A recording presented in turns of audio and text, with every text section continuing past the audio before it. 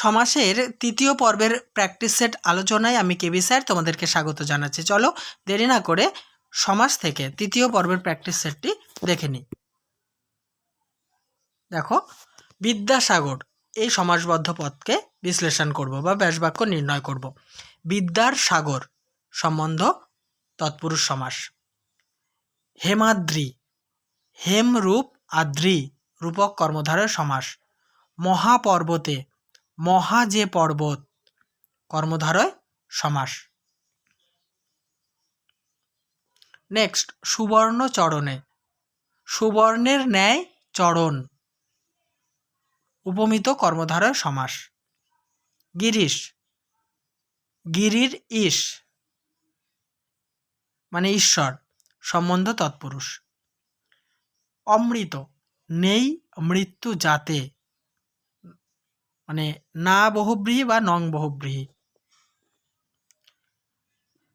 দীর্ঘশির, দীর্ঘ যে শির কর্মধারয় সমাস।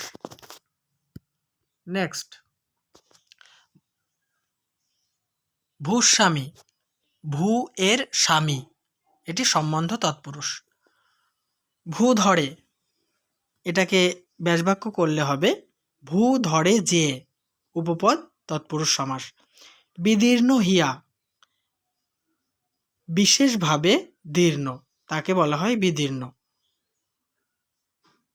আর এটা কর্মধারয় হয়ে গেল। আর বিদীর্ণ হিয়া যার, সেক্ষেত্রেও কিন্তু এটা বহুব্রীহি সমাসেও করা যায়।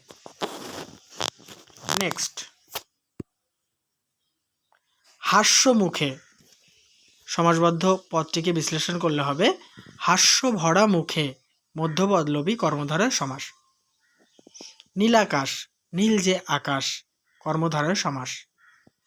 সিংহাসন, সিংহ চিহ্নিত আসন মধ্যপদলোপী কর্মধারয় সমাস। মিষ্টভাষ, মিষ্ট ভাষণ যার বহুব্রীহি সমাস।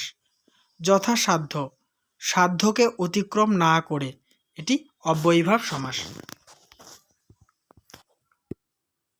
পরেরটি দেখে নাও। পুণ্যতীর্থে, পুণ্যের নিমিত্ত তীর্থ মানে তীর্থ তাতে এটি নিমিত্ত তৎপুরুষ সমাস। সাগর তীরে, সাগরের তীর ব্যাকেটে দেখো তাতে, সাগর তীর যদি বলা হতো সাগরের তীর, যেহেতু তীরে আছে ওই জন্য কিন্তু ব্যাকেটে তাতে দেওয়া হয়েছে। ঠিক আছে, সম্বন্ধ তৎপুরুষ সমাস। মরুপথ, মরুর পথ সম্বন্ধ তৎপুরুষ সমাস।